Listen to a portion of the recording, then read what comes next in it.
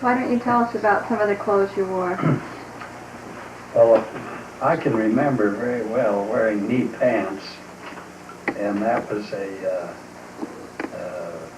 custom or a style that all young boys just wore knee pants, and then had to have stockings, and stockings came clear up, and it was a real task to keep the knees from having holes in the stockings. We'd play, and I think we wore knee pants even to play in, as I remember, but especially to dress up and go to church and be dressed up. We had knee pants, and I remember the hairstyle, the hair cutting as a young fellow, and Grandma used to do it as much as anyone. Put a bowl on, Groberg. put a bowl on my head, and then cut around the edges of the bowl. But you should tell about your first haircut. Aunt Mattie told me that you had curls, the most beautiful curls, till the first day of school, and they cut off these curls. They were clear down. We have a picture. But I can see that that would be quite a easy job of cutting off hair when it was real long, to just have that bowl around. And I remember of hearing this story that one of the things that brought about the necessity of cutting my curls and my long hair was that I got out in the raspberries and there was burrs, and I got my hair all full of burrs. And it was undoubtedly quite a chore for anyone to take care of a boy's curly hair. But I remember the shirts and the ties and the effort to, it just seemed like there was a lot more fidgeting and concern about getting dressed then than there is now, having everything just kind of easy. It was really hard to have the stockings and the knee pants and the shirts and the ties and all of that. I remember the first pair of long pants that I got, and I must have been 12 or 13 or 14 years old when I first had a pair of long pants. How about your styles, Grandma? Can't quite remember too much about it. We were always well dressed, but Mother never did sew. But Mrs. Lewis used to come to our home after we got the electric sewing machine, and she'd stay there. I mean, she'd come every day for 2 or 3 weeks and kind of outfit us. I do remember that we always passed our clothes down. See, the 9 girls, I remember vividly a little sort of a reddish plaid coat, wool, and you know, the Knight woolen mills at that time was one of the big industries in Provo. That was Grandpa Knight, one of his big projects, and it was made out of that wonderful material. In fact, we have a blanket down on the bed, Steve, that you slept in last night. Take another look at that sort of lavender blanket. That's a Knight woolen mills project made at the turn of the century, and wonderful quality. But I remember my sister Rachel wore that little coat, and she, of course, outgrew it. It was just for maybe a 2 or 3-year-old. And that coat was worn by all 9 girls. And I remember when the last one wore it, it really wasn't worn out, except frayed, you know. Of quality things. Now, Nancy, I wish I could tell more about the styles and things. Just I'll have to look up that up in the magazine. Nancy asked me to tell about this hat, and it's just ridiculous. You girls, you know, we just don't even now wear hats. They're trying to bring them back, but when I was in my early teens, everybody wore hats. And when we were married, they were very important to have the proper hats. Remember that black hat I had? Came clear out here and had little flowers all underneath. Oh, I loved it. Oh. But anyway, I was very close to my Aunt Jennie, mother's sister. Just really like a second mother. Because she had her hat, and she dressed up when she almost had to. Didn't mean that much to her. I can really tell stories about that. But I can remember her husband's sister, Ina's Knight, Ellen, bought a hat. I guess a very expensive hat in Salt Lake, and it was kind of a felt-like hat. It had a little feather. Real fancy. I remember it had flowers. But anyway, she bought this hat in Salt Lake and Tingey Provo. Took it to Aunt Jennie's. They were very close. They were the first two lady missionaries sent out by the church. Went together. But she decided she didn't really like that hat on her. And here she bought it. And she and Aunt Jennie talked it over, and I think they were really sincere. Figured that, well, they couldn't really throw it away, you know. It was quite an expensive hat. And Aunt Jennie said, well, I'll bet Jennie would enjoy wearing that hat. And so they invited me to come down and try on that hat. Oh, it's just right for you. It just lives down. And I didn't know what to do because I didn't want to offend anybody, but I was determined I was not going to wear that pretty hat. I was maybe, 14. You know, not very old at all. You know, it really wouldn't be quite the style if a grandma had bought it for her, and a very expensive for a little naive, innocent, timid little girl. And I remember I didn't know what to do because I knew we'd go to church, and we'd always wear hats to church. We'd take them off though when we got inside. They'd see me, you know, without that hat on. But I remember Mother helped me work it out. I think we gave it to someone. I never did wear it.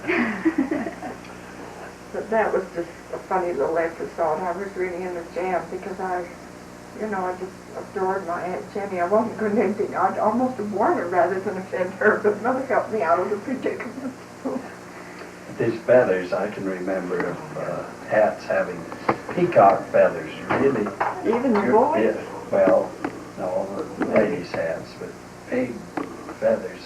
We used to have turkeys, and in fact we had the peacock, and I used to think that that's what they were for, those feathers, was to put in hats. Yeah. Why don't you take a minute and tell us about shopping, going shopping. How did you do that? You want to have Grandpa first? Well, I'll tell you, on the farm, we really had a barter system, and it was a big event when we got ready to go to market, because we would get the eggs from the chickens, and we would have them in containers by dozens. We'd have big boxes with 36 eggs on a layer, and we'd have about 6 layers of 3 dozen eggs each on each side of this box, kind of like these orange crates, only they would be. And we would take those to the store, and we would also take butter. We had a press that we would churn the butter, and then they would make the butter into pounds with a little press, and the press would make it right to just exactly a pound. And we had wrappers with our name on, with Mr. and Mrs. Charles A. Groberg, Route 3, Ogden, Utah, as I remember. And we would put the wrapper on, then we would have several pounds of butter, and that would be our general supply of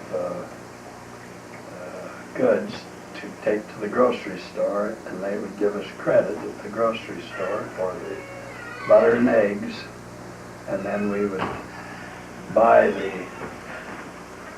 things that we needed. One of the things that I remember when my cousin Charles was young, he used to eat a lot of graham crackers. That was a diet that he was on. And I remember buying large boxes of graham crackers, but we would buy other things like pork and beans, and we'd buy some fruit, although not those canned things in the wintertime. We'd buy various things, and it would just be a merchandising trade. But we would also get money there at the store to take from the grocery store and go to a clothing store, buy socks, shoes, with the money from the sale of the butter and eggs. We used to also take vegetables in the season, potatoes, carrots, lettuce, onions, tomatoes, and we had strawberries and raspberries. We'd pick those and sell them and trade them. We used to get the traffic coming out to the farm for the berries in the season. People would come out and buy right out there. But the shopping that was the usual shopping deal, was just kind of a barter system. How about you, Grandma, in Provo? Shopping wasn't a big item at all, but as Grandpa said, we'd often get Mother to give us a couple of eggs or something for a little treat, and we'd just go to the store and trade them in for peppermints and something like that. My mother never used to go shopping. I say never, but that wasn't the pattern. We used to do a lot of canning in the summer. Oh my, you'd never believe it. Hundreds and hundreds of things, quarts of things, you know. We'd all help, and we'd always make our own bread. But of course, occasionally we'd have to get a few things. But I do remember, with all these girls, it was quite a challenge for my father to keep us always looking nice. And he used to love to go to the sales, especially after Christmas sales happened then. And I remember we older girls used to just hold our breath. He wouldn't take us. He'd just go get quite a few, he thought one of us that sure could use it, and he'd pick them out. But as we got older, it wouldn't work. And we didn't want him to feel bad about it. But I remember one bunch of clothes he brought home. We older girls wondered, now, how are we going to work this?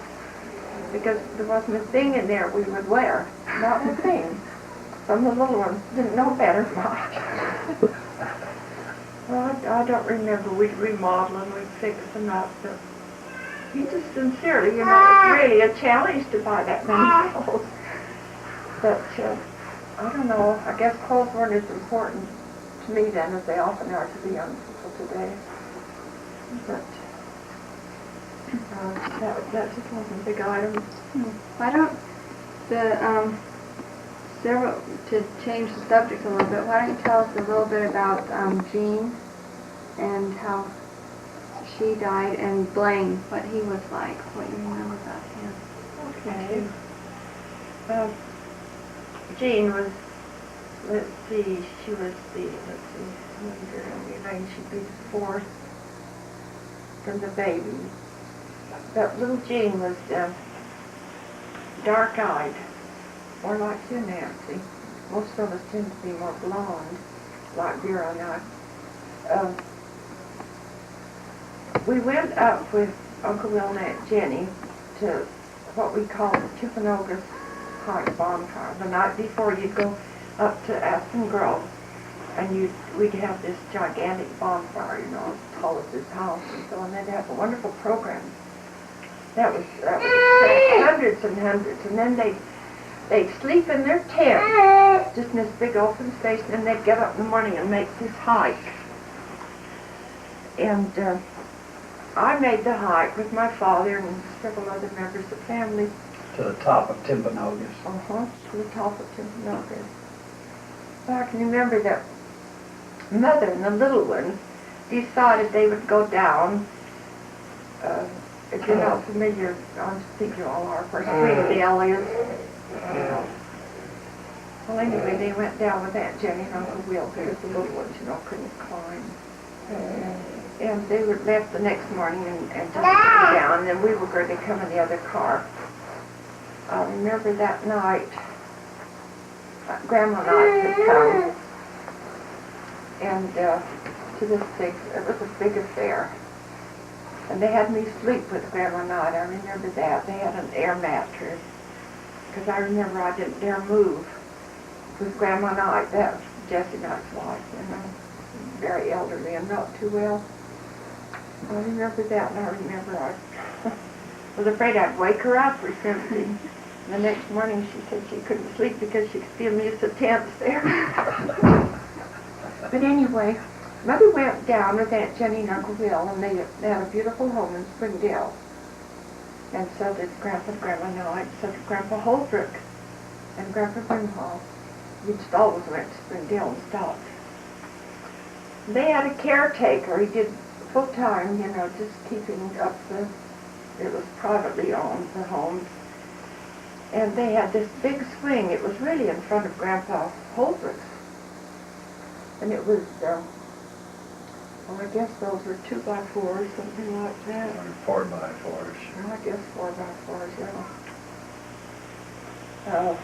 Just the sideboards and on the top.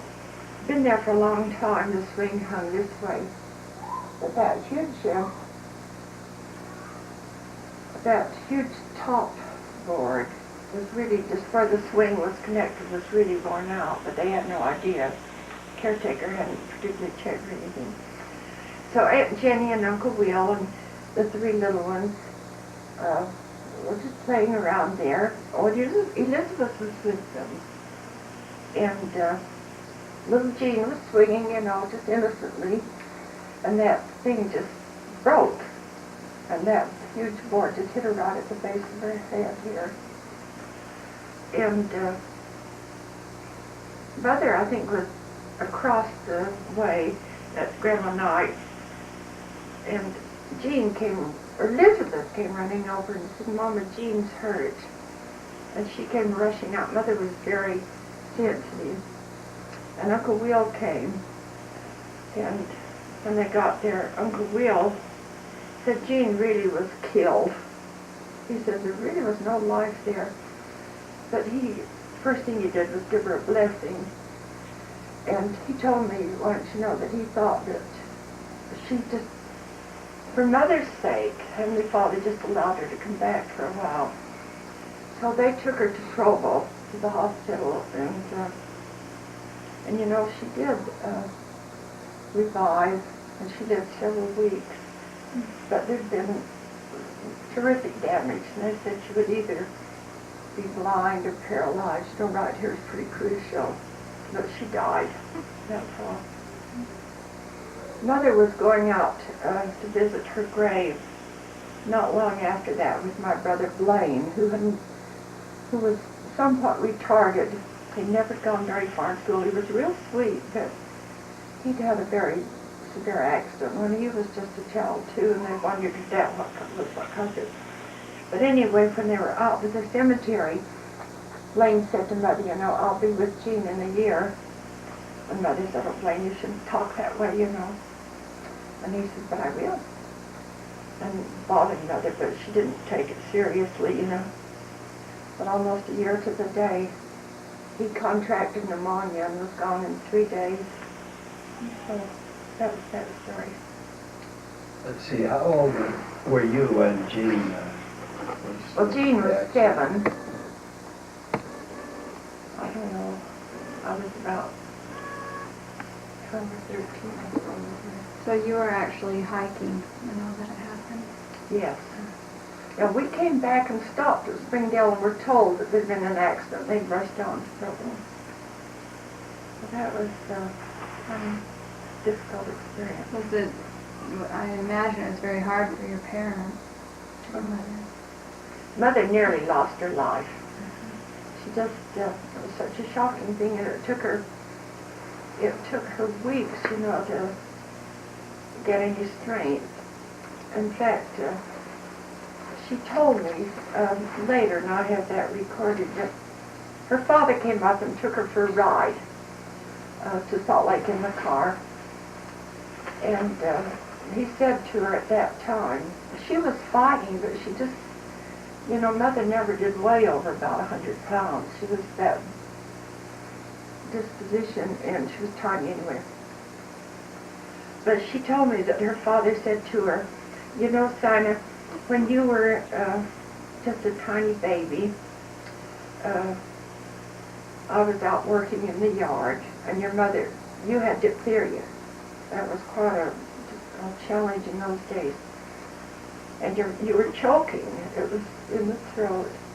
And your mother came rushing out and or called me, and I rushed in, and you were just turning kind of black. And he said, I didn't know what to do. She'd done all she could, and I gave you a blessing and promised you'd live. And then he said, I was so frightened that my faith would fail me that I went for a minute. And my mother, who lived across the street, this is my grandfather Grimhall speaking, his mother came rushing across, and she just put her hand down, her finger clear down in, and relieved something so that the child could breathe. And then he said, you know, Sina, I think you were saved then so that you could bring these 11 children into the world, and did we say 11 then? Anyway, and raise them to maturity, and that's, I want you to do that. Mother said that was kind of the turning point. She decided she just had to make it. It was hard on everybody. Mm-hmm. You know, Mother had so much faith, and she was just sure that if she just exercised enough faith, that little girl would get all right. But she just couldn't be. Sad thing. Well, why don't we spend a little bit of time and talk about your early school days? People just want to kind of know what the school was like and what some of your favorite subjects were and your difficult subjects and what kind of extracurricular activities you did in your early school days. I want to start with me. Why don't you? You know, as I look back at the school out of the far west, the most important thing was the baseball team. We had a baseball field there, and that really was a part of the school. They had it as an activity, and we would play baseball. And I remember the ones that could really play well were the most popular and the most important ones. I remember, I guess we had some subjects that must have been physiology or something. I remember this so well, them assigning us the topic of pneumonia. And you know, I couldn't find that topic at all. I tried to find something that was spelled the way that sounded. And I couldn't find it. And I'd never, I couldn't believe it when they says, well, this PN, that was pneumonia. I remember we really had a little class teachers that really taught the whole school, and there was some interesting experiences in connection with the school. The girls would all they'd have birthday parties, and we would have other activities along with the school, and it was really a kind of a social part of the life as well as the school. And this was in a little ward that, as I recall it, it wasn't very separated from the ward. We went to school in the same place we went to church. Oh, did you? And it was the same place, the same people, and it was quite a little while after I started school that we had a separate schoolhouse from the church, and it was everything. It was the Far West Ward, the Far West School, the Far West baseball team, the Far West everything, and that was true of each of the little places there. There was Plain City and Pleasant View and North Ogden and Slaterville, and they were all the same. They had it was wards, and of course most of the people were members of the church. I didn't know of anybody that wasn't a member of the church when I was real young. I thought everyone was, and I think they were. And we had plays. I can remember of the plays that the school had put on and programs, and then the ward would too. And Uncle Charlie, he was always active in the dramatics. He was one of my first recollections as he was president of the Mutual, and they would have these plays, these real scary plays. I remember where they'd shoot. Right in the same place where we'd have church. It was just the one big room. We didn't have a chapel part. Well, it was a chapel and a stage and a recreation hall, all one big room. When we had classes, we had wires and curtains, and we'd draw these curtains around and divide up into little cubicles, and we'd take them out, and that would be where we'd have the dance. That's where we'd have the dramatics. That's where we'd have programs. And it was really the method of developing the area there. It was really the ward. The bishop, he was pretty well in charge of everything. I imagine he pretty well in charge of the school too. But what were some of your favorite subjects? Well, after baseball, well, I used to enjoy the reading and the English, and I used to enjoy history, and we used to experiment with some of these scientific things in, we called it physiology and biology,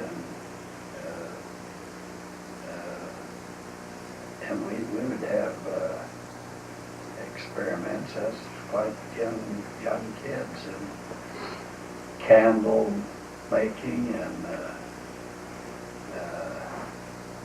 and woodwork. I used to make things with lumber and paint and polish them. I remember we made a chest,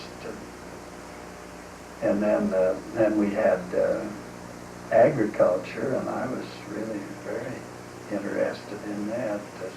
Just in the grades, it carried over into the summer. We raised crops. I guess I should tell you about one of the experiences I had with raising potatoes. I think you told that one about the fair. Oh, I've told about that. That's another one. That was really a part of the school and the ward, and everything kind of mixed together in the county. But I didn't have any special subjects that just stood out. I enjoyed the poetry. I remember I told Aunt Mattie once that I thought this story of Little Orphan Annie was one of my favorites, and I was surprised that she didn't really tell me that was really a good poem. She just said, what is it about that you like so well? And I couldn't really tell her anything more. I just remembered I learned that Little Orphan Annie came to our house to stay to wash the cups and saucers up and put the things away and brush the clear the something off the porch, and learn to dust and sweep and earn her board and keep. And all us other children, when the work was done, used to sit around the fire and have the mostest fun of listening to the witch tales that Annie tells about. The goblins that get you if you don't watch out. And once there was a little boy who wouldn't say his prayers. When he went to bed at night, away upstairs, his mama heard him holler and his daddy heard him bawl. When they turned the covers down, he wasn't there at all. They looked, they hunted through the attic and the chimney flue and press and hunted all around in every place, I guess. And all they ever found of him was just his pants and roundabout. And the goblins will get you too if you don't watch out. Now, isn't that interesting? I remember that. That was 70 years ago. Things that I need to remember that happened yesterday. I can't remember. Grandma, what were some of your favorite early school memories? You've mentioned some about your teachers. I've just been thinking, this sounds like such a long, long time ago. We're not that old, are we? When I started school, and this was typical of our family, we went from the 2 years at kindergarten. I started at age 4, went when I was 4 and 5, and then started the first grade, all at the BYU, till we graduated. And then I even stuck around and worked towards my master's. My whole experience in education was at the BYU.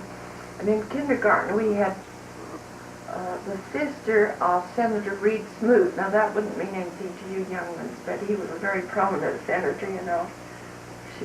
I just was some very, very large women. And we all loved her daughter, who helped her. We just loved her. We were quite afraid of Mrs. Dusenberry. And I went to school that way. As far as the subjects I like, I just love learning, all learning. I can't remember so much in the grade school. I know they made this. I took the 3rd and 4th grade, in 1 year. And then later on, they wanted me to skip another one, and my folks wouldn't let me. Oh, I'm so glad they didn't. You know, I was so shy anyway. It was pathetic. But I do remember I loved algebra. Now, isn't that funny? And I couldn't figure out geometry. I wish they'd just let me do algebra. That was just like playing a game, you know.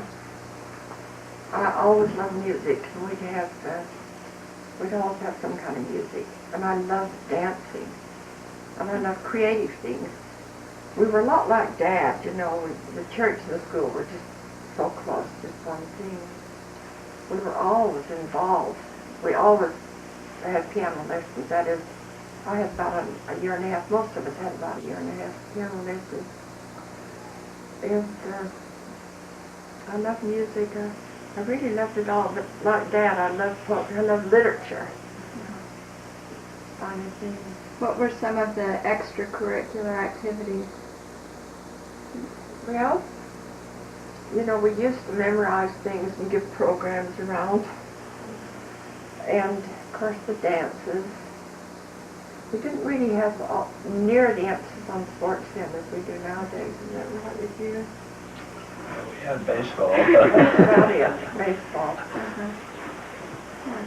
We just enjoyed our home life so much, just the girls, you know, we do so many fun things together, all of us sisters.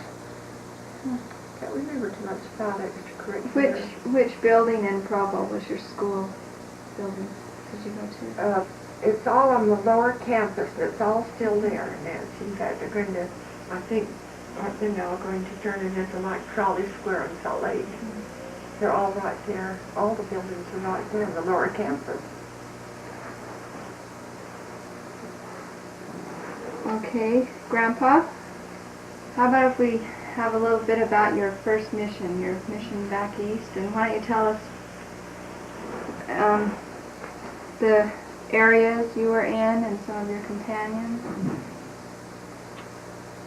Now, when I got a mission call, it said to the eastern states, and I didn't know where the eastern states were. I was really quite unfamiliar with the missions, but I remember one of the first things that one of the older brethren told me. Says, you know, President B.H. Roberts is the president out there, and you'll really enjoy him. You're very fortunate to go out where he is.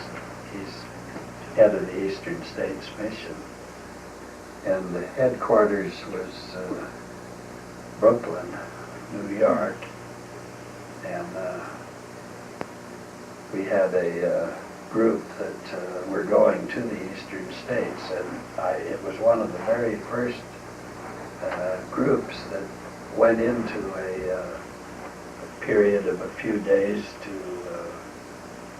be taught. We actually had some rooms right, I guess it's right where the big church office building is now, right on State Street, just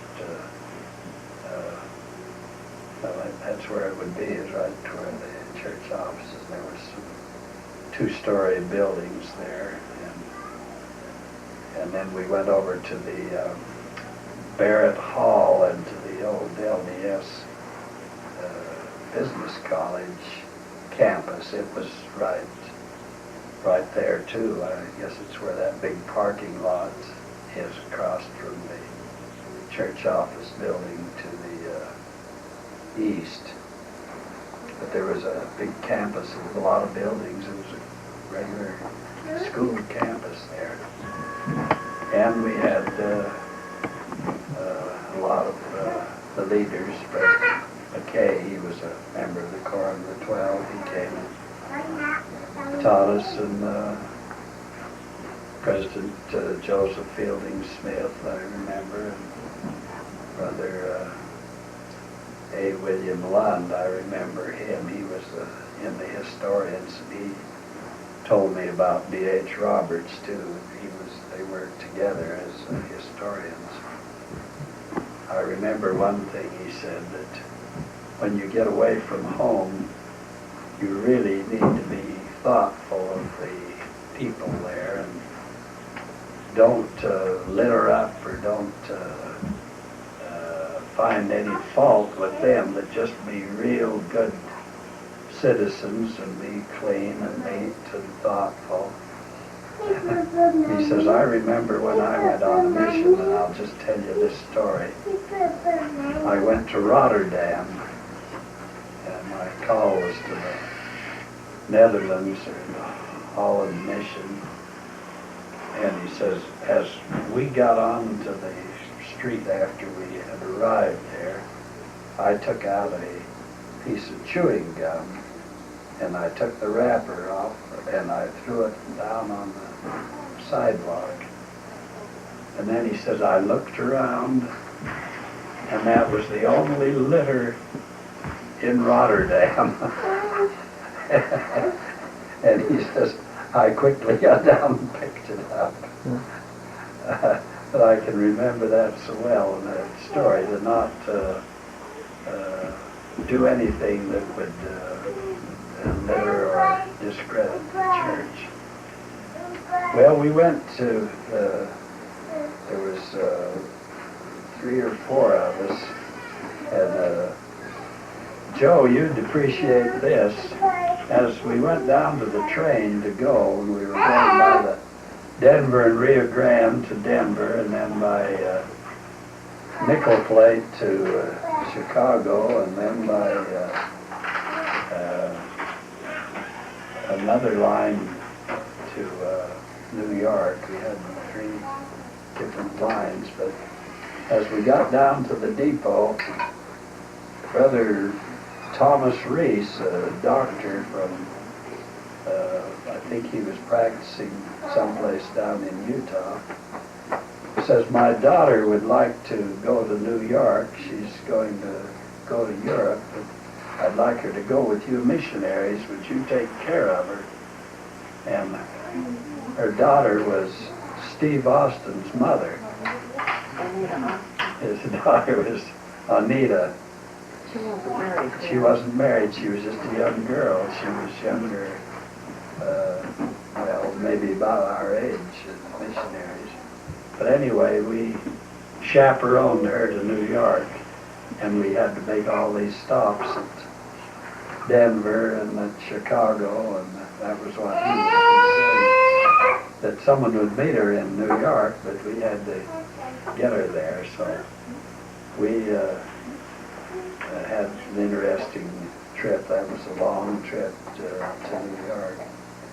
And the first thing that happened in New York, when interviewed with President Roberts, and he was so, it was just like I had been told, that he was a great man and a great leader, and he would really be wonderful to be acquainted with. But he talked and said that it would be a couple of days before we would be assigned. And if you want to do something, one of the elders here will take care of you, and you should maybe see some of New York. And one of the elders said, you ought to go down to the Follies of 25. And I didn't know what the Follies of 25 was or anything, but anyway, we went down, and there was the most clever and humorous and interesting cowboy, Will Rogers.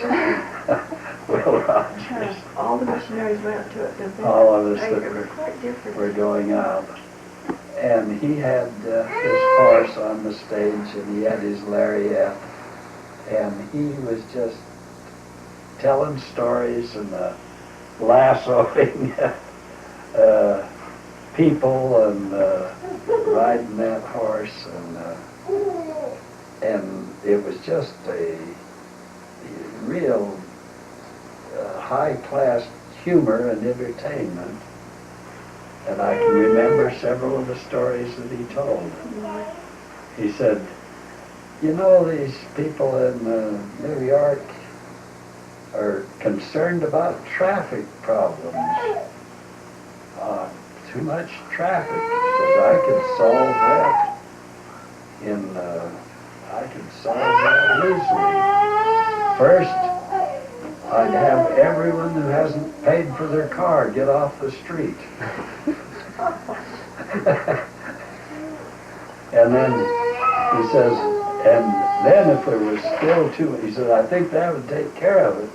But then if there was still too much traffic, I'd have those that don't know where they're going. Get off the street. But he just the whole thing was just his just telling stories, and it's just in the midst of me lasso somebody up there, and then they'd have dancing, and, but I just thought, I'd never heard of him, never heard of the thing, and all at once just realized that there was someone that really had a sense of humor and an ability to entertain, and just a big, they called it the Follies of 1925, and I think they kept on having the Follies of 26 and 7 and Yeah, I have a question on that. This was in a large auditorium. What would they use for amplification? Do you know? I don't know. He would just speak from his horse. Huh? Yeah, he didn't have any trouble hearing me. And the people would just roar and laugh at these stories he would come out with them. I remember, I can't remember exactly how it was, but he says, you come to New York here and you see people just hurrying along the street, and he says, all at once they duck into little holes and disappear. They go down and get on these subways. They duck into holes and disappear. It was really about the first place that had subways, and he just caught all of the things. He talked about the president. I've forgotten just how it was. The president was Coolidge, and he had a clever thought about He was not a quiet man. Coolidge. But he was a friend, all of them. He was always a Democrat, but he was a friend of the Republicans too. That is, he'd ball them out. Well, Grandpa, every morning during several years there, in front of the Deseret News, we always had that room. Down in the left-hand corner would be a saying of Will Rogers for several years. Everybody in our home would get the Desert News and open up and read Will Rogers first. And I think that was true everywhere. So he was really just a joy to all America. I'm glad we had his influence in our office. It's good to have a good sense of humor, wholesome humor. well, the next day, I met again with President Roberts, and he said, Elder Groberg, you're assigned to Boston, Massachusetts, and you can either go up by boat or by train, whichever you want to. And I was anxious to go by boat because on the train. So we had a boat ride and went up to Boston by boat, and there I was assigned to Elder Golden Layton from Layton, Utah. And I remember so well, we were assigned to go out in the country, and we went out to the country, and the country was states. One state was Rhode Island, one state was New Hampshire, one state was Massachusetts, and we could go through them all. We caught a ride one day with a man when we were up at Manchester, New Hampshire, and he asked us where we were going, and my companion kind of nudged me and he says, where are you going? And he says, well, I'm going down to New York. And he says, well, they'll let us off at Providence, Rhode Island. He said, sure. And he had a friend at Providence, Rhode Island. That was my companion. He knew one of the saints. And so we went right through the state of New Hampshire and the state of Massachusetts and down to Providence, Rhode Island. Just thumbing a ride. And it wasn't, I don't think it was as far as from here to Salt Lake. That is, About 3 states. yeah. But I remember this man says, what about polygamy? And Golden, Leighton, and I was kind of shocked. He says, well, I'm a polygamist. And he says, you are? And he says, well, my grandfather had 15 wives, and I think that family was one of the large families of the church, that Leighton family. But that was the way he described it, that he was a polygamist because he was a descendant of polygamists. But I'll tell you one experience that I had, and this is typical of that New England. After I was assigned to the country, I was assigned to work in the little cities around Boston, and one of them was Salem, Massachusetts. And my first assignment was to go over to Salem on Sunday, and they weren't enough elders to go around, so I was assigned with 2 lady missionaries who worked there. And I've thought of this so much as we've had the 2 priests at the sacrament table and 6 or 8 deacons and the bishopric in charge. Here at this branch, there wasn't any members of the priesthood. It was all women. There weren't any members of the priesthood. And there were 2 lady missionaries and me. And I blessed the bread and passed it, and blessed the water and passed it.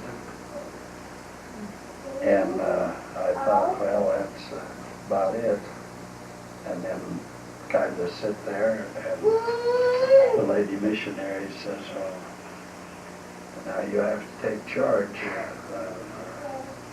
And I called on them, and they spoke just a minute or 2 and said that they were so glad to have an elder out here and that I would be the speaker.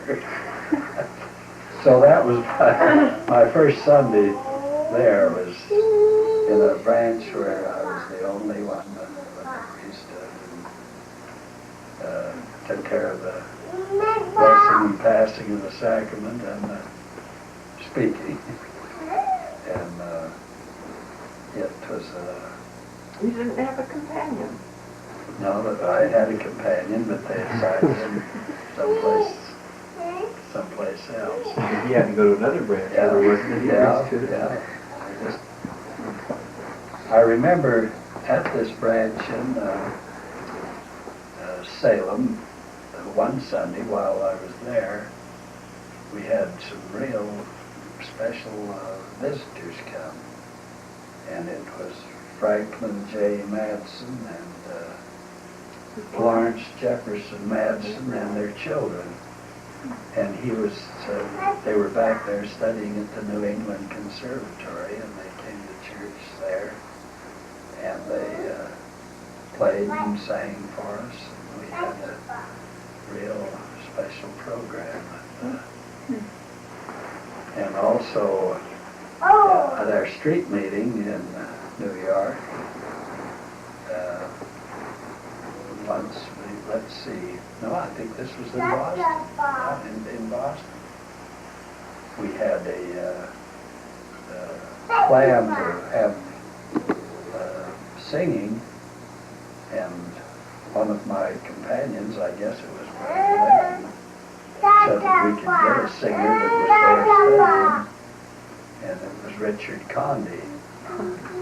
And we had him come to our street meeting and he sang, and we really got a pretty good crowd. And he was there actually directing the choir in one of the other churches, working his way. All right, Grandpa, why don't you tell us some of your other mission experiences and maybe some of your other companions and assignments? Well, when I was up in New England, I really thought that was the best place to be, and I really enjoyed that. And one day I got a letter from President Roberts telling me he was transferring me down to Brooklyn, down to the mission office. And I remember I wrote a letter stating that I was happy where I was. And he was a little bit concerned. He thought I would be so happy to come down, and I really was. And I had several companions that have become real friends throughout the rest of our association at school and other activities. Henry Taylor was there, and Fred Markham, who went to school with afterwards, and Golden Driggs, who we were very close to, and of course President and Sister Roberts. They were the ones that were really special. President Roberts used to work so hard and study and think and ponder deep subjects, and I remember once he called me into his room and says, "Let's get your thoughts and experiment on these candles." And he had 2 candles, we lit them. Now he says, "You look at these candles. Each one has a glow about it. Now we'll put them together, the glow."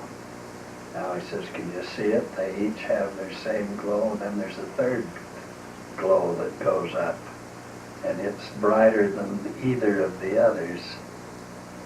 And he says, "What do you think? Do you think that that kind of represents the special ability of the Holy Ghost to have extra power and extra light?" And that was all. He didn't ask for any conclusion, but he was just thinking about, and he had these real deep subjects and thoughts. I remember one experience that Harold Glenn Clark, who was the first president of the temple in Provo, was also there in the mission, and he brought the president of the University of Pittsburgh in. He was out at Pittsburgh to meet President Roberts, and he stayed in the home with us for a meal. And I remember the question that he asked President Roberts, just out of a clear blue. He says, "I just wonder why you aren't a member of the Quorum of the 12. President Roberts was the president of the first Quorum of 70. And President Roberts had all eyes on him. There was quite a group of us there, that is, Sister Roberts and 4 or 5 of us that were there, and then Brother Clark and this president of the university. President Roberts says, "Well, you have to be called," and I've never been called to that position.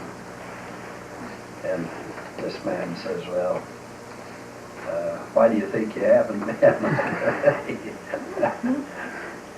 And he says, "Well, there might be one reason that in the 70s work, we're pretty well free to make our own statements and have a kind of a opportunity to be independent. And he says, I understand in the Quorum of the 12 you have to be united, and maybe it'd be hard for me.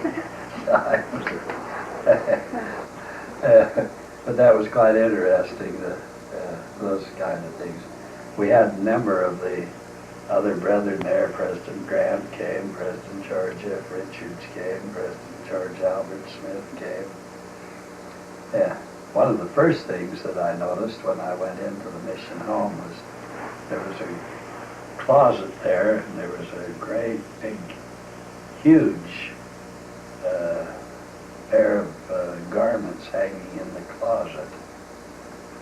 And I was almost afraid of them. They were so big there, and I asked, and President Roberts was kind of a little bit concerned that they had been left there, and he says, I guess they've never been taken out. That's where Brother John W. Young stayed when he was here, and he died. And John W. Young was Brigham Young's son, who was his first counselor in the first presidency when Brigham Young died.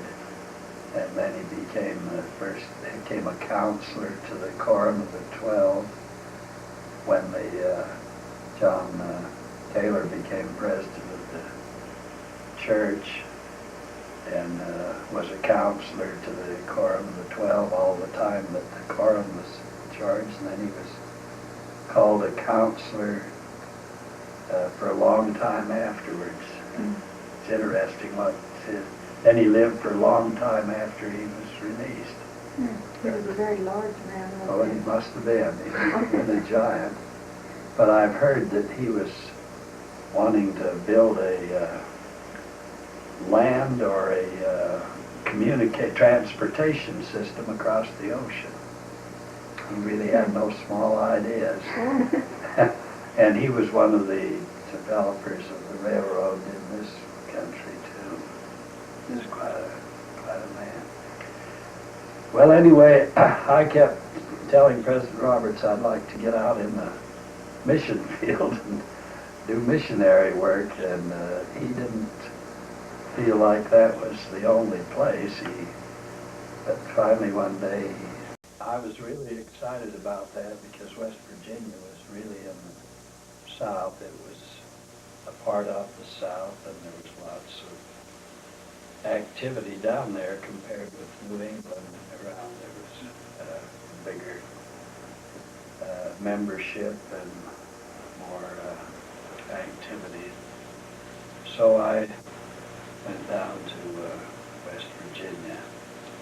On the way down, I went by way of Palmyra and Ilkamora, and stopped and saw the historic places there.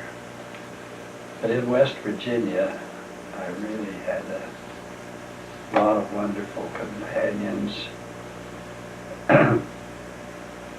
It seemed like most of them were from Arizona and from southern Utah. And I enjoyed working with them. There was one Brother Showalter and another Brother Giles and Elder Richards and Elder Follett. And before long I was appointed to be the president of the conference. They called it the conference. They call them districts now. It took in the whole Southwest Virginia. That is that where the chapel was built, the church are building. Yeah. And we were really growing there, and we had lots lots of baptisms and lots of organization work. I had a real thrilling experience with a chapel at what we call Burdenville, and President Roberts was very thoughtful. He says that if we promised them a chapel there, we should deliver it all right, if they met the requirements. But he says, you know, Brother Groberg, we don't have a chapel in the nation's capital in Washington, D.C. We don't have a chapel in Philadelphia. We don't have a chapel in Boston. We don't have chapels in these great centers. And to go down and build a chapel in a little place there was only about 1,000 people that lived down there, and we had a membership of about 100 or so. But we discussed it and decided that if it had been promised to be built, so we built a chapel down there. And Brother Anton Romney, who was a brother to President Marion Romney, came down on a mission, and I assigned him down there, and he spent just a lot of his time helping build that chapel. And Actually doing the physical work. doing the physical work, just working on that chapel in Burdenville in Logan County. One of the real thrills down there was a visit from Elder Melvin J. Ballard. He had come out to New York when I was there in the mission home on his way to South America. He and Brother Ray L. Pratt and Brother Ruin S. Wells, and I helped them and got acquainted with them as they were getting their details ready to go down to South America, to open up South America to missionary work. And I have a picture of a group of us at the mission home, including those three general authorities and President Roberts and a few of us. That's been 60 years ago now. But anyway, when Brother Ballard came out to visit the mission, we had a meeting in a big theater in Huntington, West Virginia. Our headquarters was at Charleston, West Virginia, but this was in Huntington. Huntington was a larger city than Charleston, but it wasn't the capital. We just had a branch there, but we didn't have any building or any property, but had quite a branch.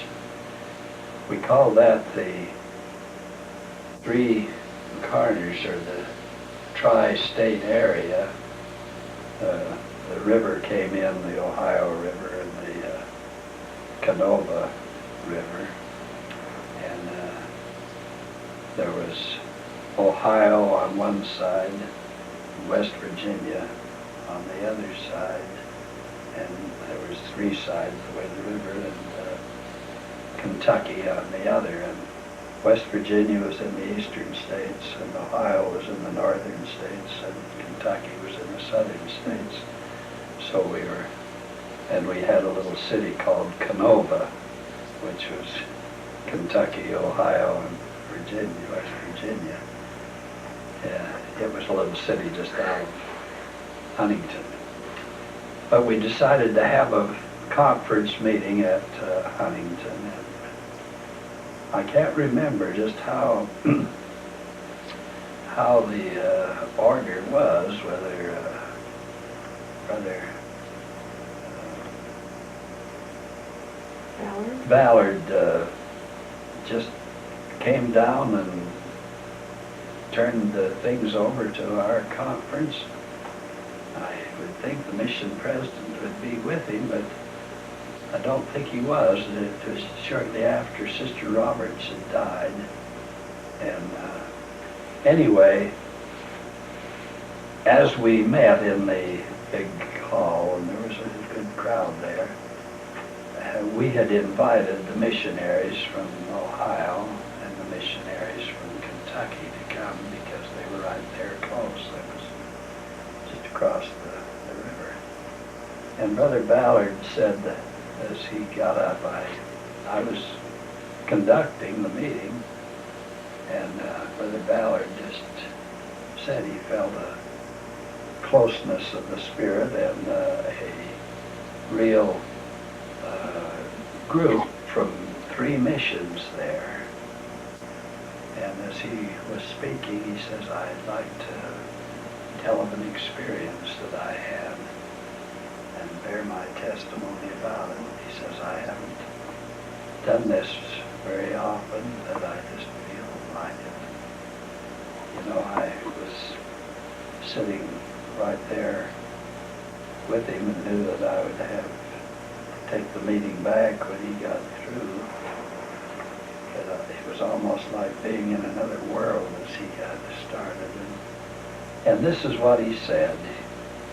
He says, when I was doing missionary work with some of our brethren laboring among the Indians, seeking the Lord for light to decide certain matters pertaining to our work, and receiving a witness from him that we were doing things according to his will, I found myself one evening in the dreams of the night in that sacred building, the temple in Salt Lake. After a season of prayer and rejoicing, I was informed that I should have the privilege of entering into one of those rooms to meet a glorious personage. And as I entered the door, I saw seated on a raised platform the most glorious being my eyes ever have beheld, and that I ever conceived existed in all the eternal worlds. As I approached to be introduced, he arose, stepped towards me with extended arms, and he smiled as he softly spoke my name. And I remember I just was almost, out of this world. If I shall live to be 1,000,000 years old, I shall never forget that smile. He took me into his arms and kissed me and pressed me to his bosom and blessed me until the marrow of my bones seemed to melt.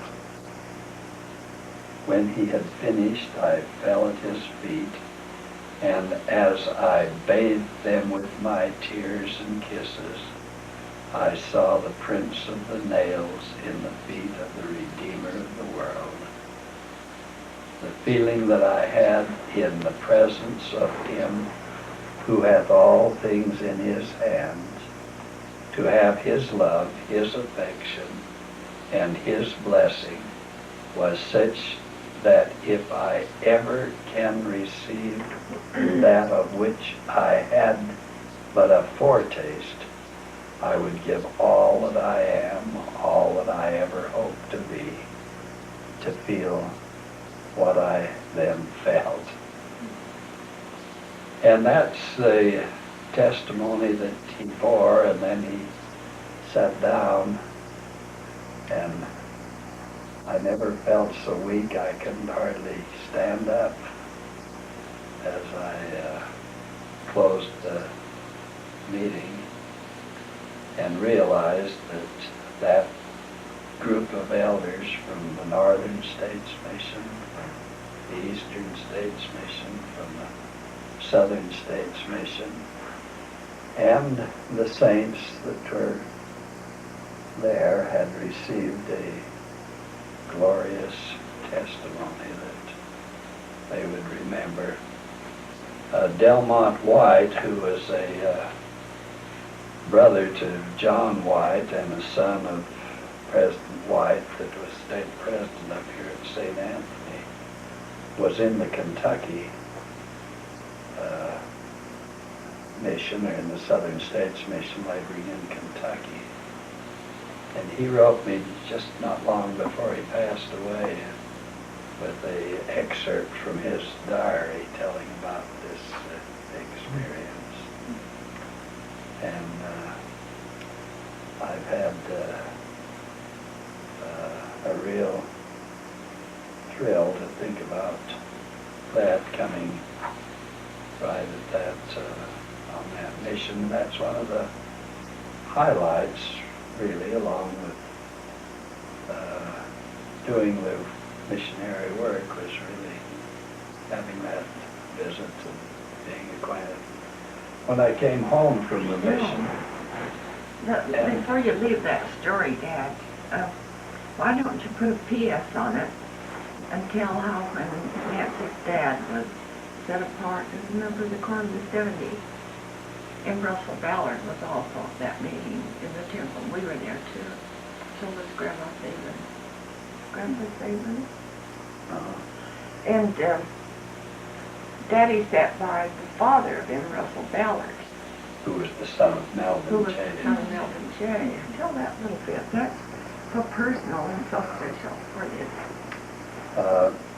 Let me just finish what I was saying too. When I came back from my mission and went to this general conference, Brother Ballard was one of the brethren that really looked like he was hunting me up, but anyway, I waited and he came down and we visited and talked about the two experiences we'd had, one in New York when they were going, and then the one in West Virginia when he came through. But at the invitation of President Kimball, Mama and I were able to go to the room in the temple where the first presidency and the quorum of the 12 meet, and they were going to ordain and set apart the new members of the quorum of the 70. It was John and Brother M. Russell Ballard and two others, Brother A.C. and Brother DeAuger, those four.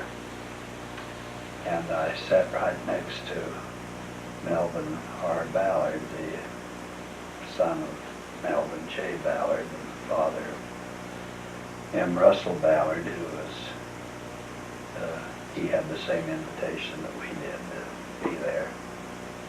And he took me by the hand and said,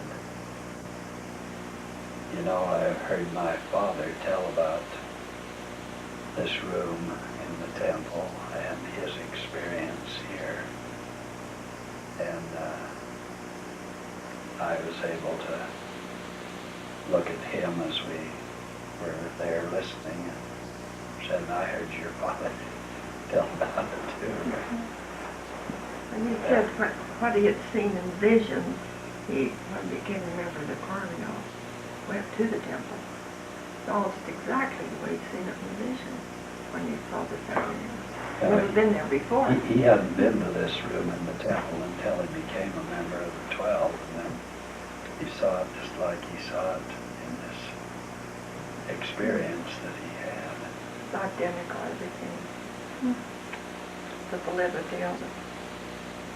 Well, that's kind of a long little account of a very wonderful mission. I just was so happy with everything about the mission. I felt a little bad that President Groberg said to me once, you know, there was a lot of things that were important and would have been very good and meaningful if you'd have stayed in the office with me.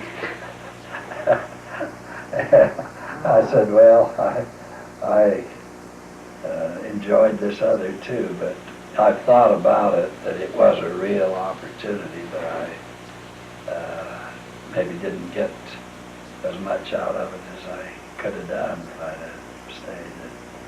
At the time, he was still writing on the comprehensive history, which he finished, and I used to talk to him about points of history, and one of the things that he had a real desire and a real talent for getting the truth and getting it right and getting it said the way it was. And he said one of the problems that he had was getting the truths of some of the historic facts put into the history where it ran counter or was different than some of the stories that had been told about those things, and that was very hard he said it would have been so much better if it had been told right in the first place, but to get it one of these things that he was concerned about, and it's been pretty well straightened out. Brigham Young and the pioneers, as they were coming across the plains and they needed all manpower and all help that the brethren could give, that they were requested to have 500 join the army and go on an expedition to the war with Mexico. And One battalion. and he said the way that was told, it appeared that they had no thought or no desire, or that was something that was interfering with their work, whereas he said, as the facts were, that Brigham Young had made a request to the United States that if they could recruit some of their men, that it would give them some funds, it would give them some clothing, it would give them some experience. They could go under the direction of the army, and it would really help them out. And that they had actually sent a delegation back to see if that couldn't be worked out. And so this was a fulfillment of their request rather than something that came. But it didn't mean that it wasn't a sacrifice or that it wasn't hard to do, but Brigham Young had requested it rather than just, and that it was a patriotic thing, and it was a great march, and it had everything about it except just that one fine point of it being something that they wanted, and he wanted. Maybe it wasn't generally known because they didn't know whether they would get it or not. They were being driven. They didn't have many friends. But that was the point, and he just said that was one of the real difficult jobs of being a historian, was getting things right. And he says always the truth and always the facts are much better than anything else. But that particular attitude is still perpetuated regarding that story. They still have it in the Mountain pageant. And, I think it would improve it. To me, they were, like he said, they still made all the sacrifice and everything, and they think it isn't quite that significant, but I think that, I believe President Roberts is telling the truth on that, and I can't see that it hurts the story at all. That's interesting. Now, what years were you on your mission? I went in June of 1925, and I came home just in time for October conference in 1927, so I was out just about 27 months. Did you have like a formal farewell and welcome home like they do today? Oh yeah, we had a big ward farewell at Far West, and they took up a collection and gave me some money to pay my way out, and when I came home, I spoke at the board, and then I spoke at state conference. I was always quite pleased that at state conference they had a report, and of course it was just a report of the facts. The speakers were Senator Reed Smoot and Elder Delbert Groberg. Senator Smoot was the conference visitor. And I also reported when they came up to Idaho Falls. I really, Uncle Joe Brunt, who was in the state presidency here and had been bishop here, was the guardian of the estate, and the father's estate had been sufficient to pay for Leroy's mission and pay Grandma Brunt some for raising Maud, and she had got married, and paying for my mission. It used to only cost, the maximum was $50 a month. And so I came up here and reported here at Idaho Falls too. Did you report in the stake or Grandma Brunt's ward? And the ward, and I think in the stake too. Yeah. We had two headquarters, so this was really headquarters too. Well, that's, I really believe that the mission was a great blessing to me, as well as I think I did some good missionary work too, and it convinced me that for our family that would be a good thing. It would give opportunity to really serve and really get better acquainted with the needs of the people in other places and acquainted with other places, and to get a deeper testimony and to really get a foundation of church service. And I've been so glad that all of our boys and Mary and several of the in-laws have all served missions, and I think the council of the church that every young man should fill a mission, and many of the young ladies should fill a mission, is just a good counsel, and that it's a blessing. It isn't